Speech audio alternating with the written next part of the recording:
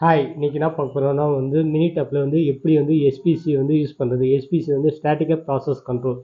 இது நம்ம 6 சிக்மா இன்னும் 6 சிக்மாவில் இது 5 core tools one of the tool. இப்போ என்னென்னா ஏபிகிபி, பிபாப்பு, எஸ்பிசி, எம்எஸ்ஏ, எஃப்எம்ஏ இந்த 5 கோர் டூல்லே வச்சு ஒரு ப்ராசஸ் கரெக்டாக இருக்கா இல்லையான்னு நம்ம கண்டுபிடிக்கலாம். இது மோஸ்ட் யூஸ்ஃபுல் டூல் 6 சிக்மா. இது எப்படி ஸ்டேபிலிட்டி ப்ராசஸ் கரெக்டாக இருக்கா இல்லையா பார்க்கறதுக்காக இது long time short time use பண்ணுவோம். பிபி லாங் டைமும் சிபிக்கு ஷார்ட் டைமுக்காகவும் யூஸ் பண்ணுறோம். இதில் எப்படி மினி டேப்பில்